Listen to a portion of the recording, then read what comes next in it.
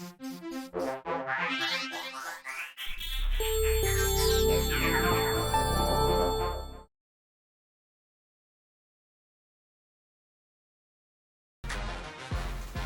you looking for a reputable nursing school that will equip you for the future? ASNA is the answer.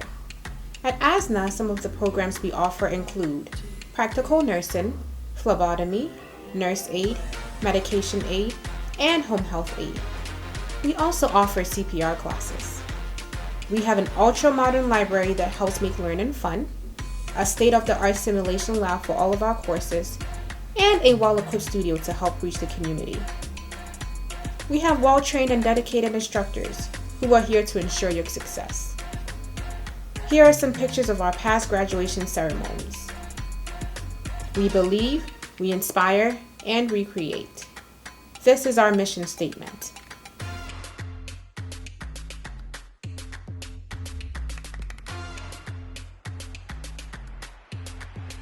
ASNA has the right atmosphere to help you attain your goals. ASNA, we will help you follow your dream. For more information, please visit our website at asnaonline.com or call 703-490-8402. Welcome back to ASNA Roundtable Discussion. We are here talking about taxes. Mr. Do you have anything else to add to what Mr. Boateng said about the due dates? Yes. Normally the due days, as he said, is on April 15th. But because of the holiday in DC that falls on April 15th, IRS extended that to April 18th. The due date is important. Though we don't do it much these days, those that do paper returns, if you want to mail your returns to the IRS instead of electronic return, it has to be postmarked by the post office by 12 midnight of April 18th. If not, your tax returns are late. Years ago, people used to form a long line at the post office and there will be somebody standing down there collecting your mails. Yes. But what's important is the stamp on the mail by the post office. If you are doing the paper returns, make sure you get your tax returns to the post office before 12 midnight April of that 18th. April 18th or the normal April 15th when it's not DC holiday. Okay, so April 18th, do not forget to mail your taxes.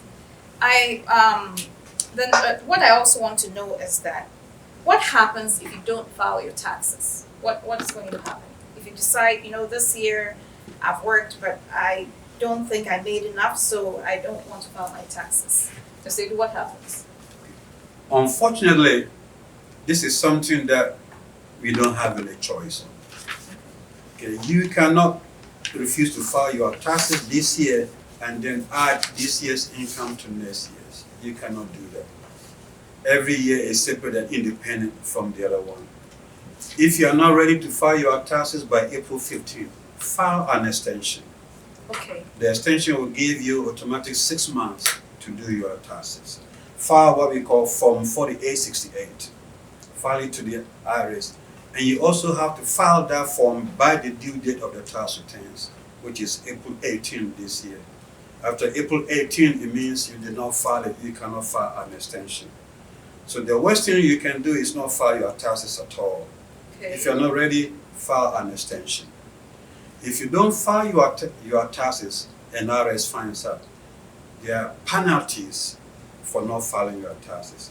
If you owe, in addition to the amount you owe, the interest on that, they're also going to assess your penalty for not filing your taxes. So the worst thing you can do is not to file your taxes at all. Doesn't matter if you owe money or not, just file an extension. However, remember that an extension to file taxes is not an extension to pay. Okay. If you think you owe taxes for that year, make a payment and then file the extension and then file your taxes later on. Extension to file is not an extension to pay. Okay. Then the question is, I've not filed my taxes, how would I know how much to pay? Yes. Make an estimated effort to pay something.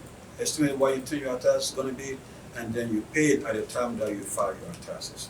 to avoid the penalties. Okay. So extension to file is not the extension to pay your taxes. what you owe. That's right. These are two different things. That's right. So if you owe, you must pay. Pay. But if you have an extension to extend your taxes because you did not file it, you get that extension. And your accountant will help you do that. Right. That's right. So let me add to what Mr. Du said. So the extension is 6 months. The automatic extension is 6 months from the time that the tax, like from 18th of April, 6 months time is when the extension, that's the extension period. The grace period. The grace period for you to file extension. And one of the things that you have to know is that, as Mr. Du said, you don't know whether you own or not. So for businesses, we always advise them that try to pay estimated taxes, what we call estimated taxes, so that you lessen your burden when it comes to the time that you have to file your taxes. And then one of the things, as Mr. Du said, it's better to file not to file at all. Now, there's also another grace period for IRS, which is 3-year period. If you don't file your tax for within 3-year period, then they will come after you. Okay. Then you have breached the law. Okay. Now, the same reason also works for us. If you file your tax and there is an error on the taxes, you can go back 3 years to amend it. Okay. So you have to know that amendments is within 3 years. So if, for instance, you file your taxes and you forgot to put your dependents on that taxes for last year, you can go back and amend it. But if you did that in 4 or 5 years ago, you cannot do that. There's also another point. If you file your taxes in, let's say, 2010, and IRS just found out that there was a fraudulent scheme, there's no time limit. They can go back whatever years. There's no limit on that if they found out to be fraudulent. Okay. So you have to, the people have to know about that. Because if it's fraudulent, there's no time limit. They can go back 20 years and then they will come after you. So this is why people get audited Yes. their taxes, or Yes. they go back to review their taxes from years before. Yes. To figure out if there was any fishy or fraudulent information. Information, yes. Okay. That's what IRS does. And that one, we don't have any control over that. IRS will do, because something may trigger that audit. Okay. So you don't know. So that's why we say you have to go to your tax professional and then get the professional advice so that you can do things in the right way. Don't take it. Yes, you can still file your taxes. I think we'll get there. That's fine. Yes, but the point is that you have to always consult a professional because of the complexity of some of the taxes that you file. Some people do investment. They have other sources of income. So they have to just go to a professional to help them to file their taxes. Now, Mr. Du, is it advisable to get a software individually and put your own taxes? Because I know people do that. Mr. Boatin just said that it's best to get a professional. But I know that people also do it on their own and get their terrible tax and all that, out there. I don't want to mention any, but they are there for people to use. What do you say about that? My comment on that, and just before that, let me add a little bit more to what we just discussed. When it comes to fraud in not filing taxes, there is no statute of limitations. IRS can come for you at any time and they can go back as far as they can. In terms of filing your own taxes or getting a professional to help you, I think it determines by the complexity of your tax returns. Preparing taxes is very expensive. So if your income is just W-2, you don't have any dependents, you think that you're not going to get you are not entitled to any credit, yes, you can do it on your own. But if your taxes are more comprehensive, I would rather get somebody to help me do it. The person can get you all the credits that you're entitled to, all the deductions that you are entitled to, and all the benefits that you can get from your taxes.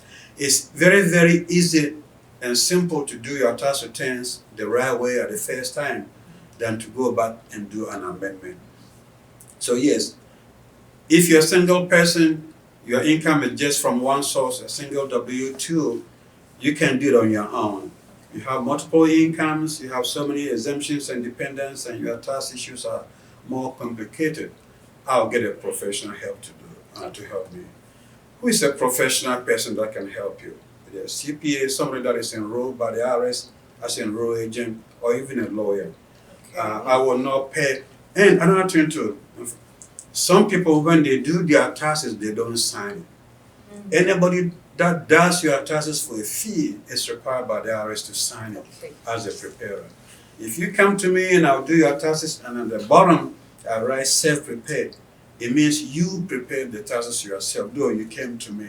You cannot help hold So me the responsible. accountant doesn't want to take the responsibility. That's right. That's why they put self-prepared for Self-prepared. you. For you, it means you did it yourself. Okay. The accountant that is licensed, that is doing your taxes for fee, is supposed to sign it. And if the person says, I'm not going to sign it because you're my brother, my friend, my girlfriend's, my ex-girlfriend's brother-in-law, stay away from that. Okay. I That's hear my that. simple advice. That's a great one. That you go to somebody, they're preparing, they put in self-prepared, be careful. Be careful. They don't want to own up to what they put in the taxes. And I also feel that tax information is a bit complicated. So if you're doing it yourself, you must understand all the glitches and the niches and the things that you put in there. So I feel it's best to see somebody who understands those things to prepare it. And like you said, it depends on the complexity of the tax. Now, Mr. Edu, you mentioned W-2. I would like us to explain W-2, W-4, W-2, 1099, and the information about filing with Social Security versus filing with the EIN number or the 10. 10. Identification number. yeah. Okay, identification number. I want us to clarify those things because it gets very complicated for us. For most of us, our first entry to the tax corridor is the W-4. Okay. W-4 is a form that you fill and give it to your employer, telling the employer how much money the employer is supposed to take from your salary. On that form, it has a line on how many exemptions that you're going to claim, how many dependents and all that. Most of us, we just go out there and put my name and address and social security number, and I'm claiming 4. I put 4 on down there. Now, read in between the two lines. There are so many fine prints in there that talks about if you have a double job, you have 2 jobs. If you come from a family that has a double income from 2 sources. There are so many things on the form that tells you how many exemptions that you can claim. And here again, there are differences between exemptions and dependents. Okay. Okay, I think we may come to Yes, this a we'll little bit. explain that. But the W-4 is your first entrance to the tax corridor. You fill it, you give it to your employer. Hey, this is how much money, not how much money. This is how much I want you to take from my income tax.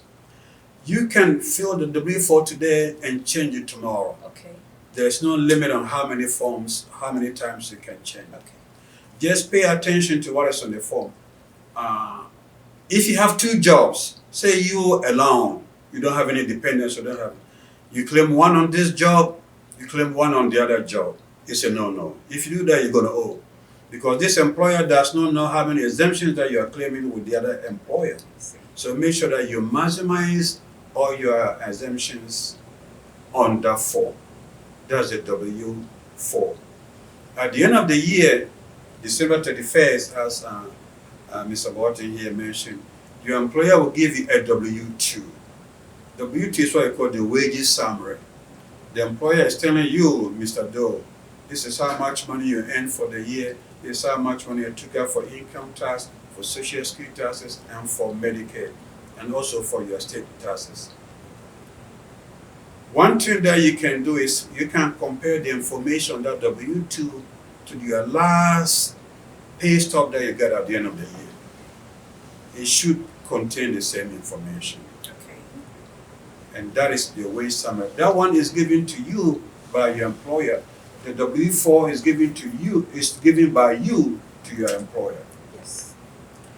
1099.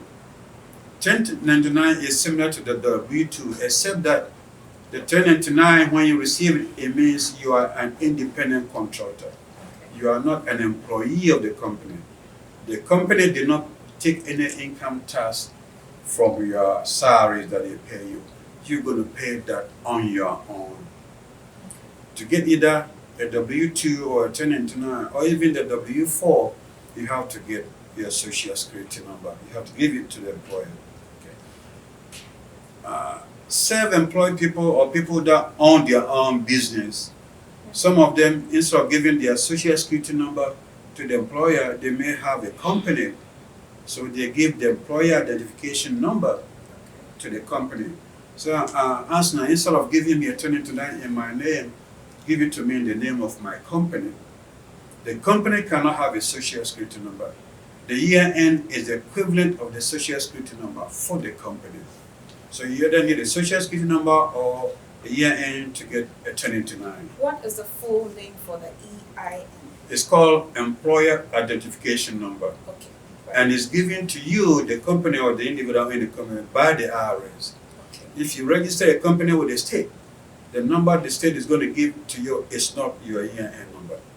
IRS is the only one that can give you the EIN number. I see. So, Mr. Watson, you have something to add to that? Yes. I have more to say. So, as he said, the main difference between W-2 and 1099 is what he alluded to. They will take you taxes from your W-2 after you fill the W-4 forms to your employer.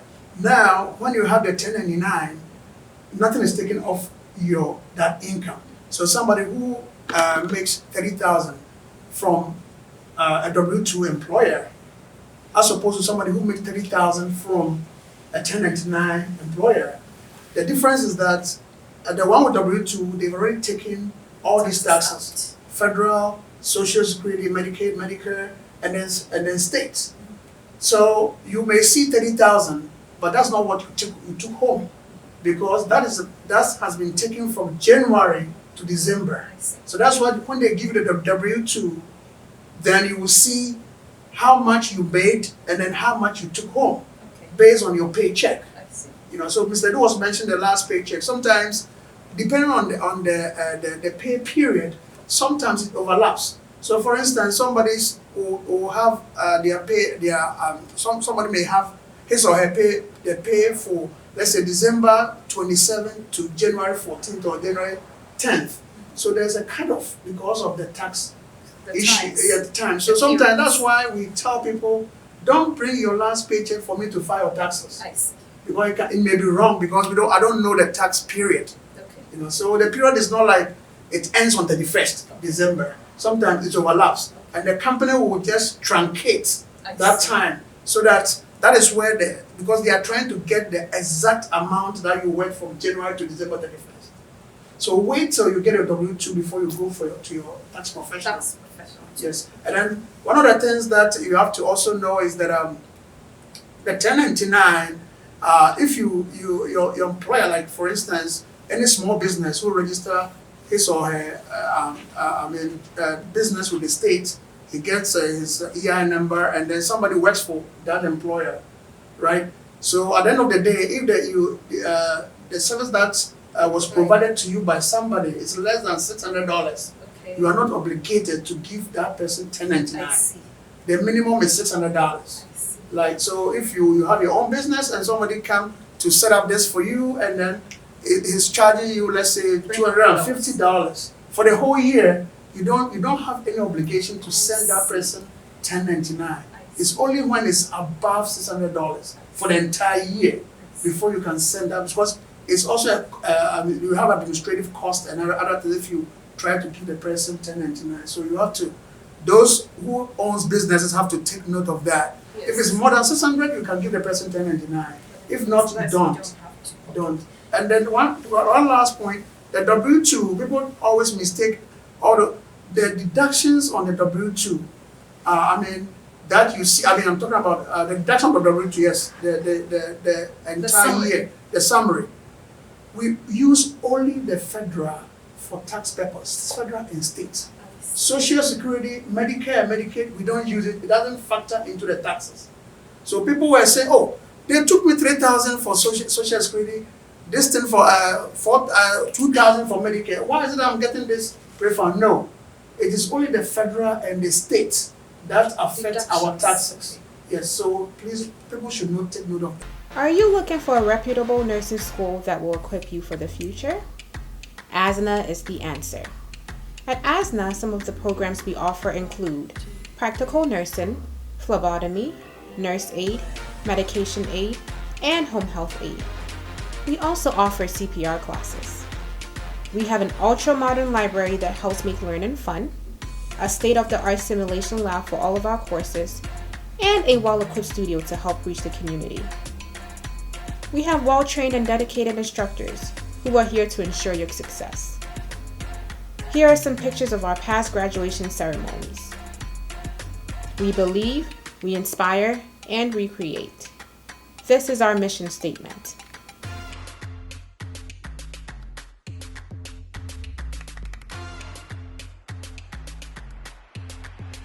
ASNA has the right atmosphere to help you attain your goals. ASNA, we will help you follow your dream. For more information, please visit our website at asnaonline.com or call 703-490-8402.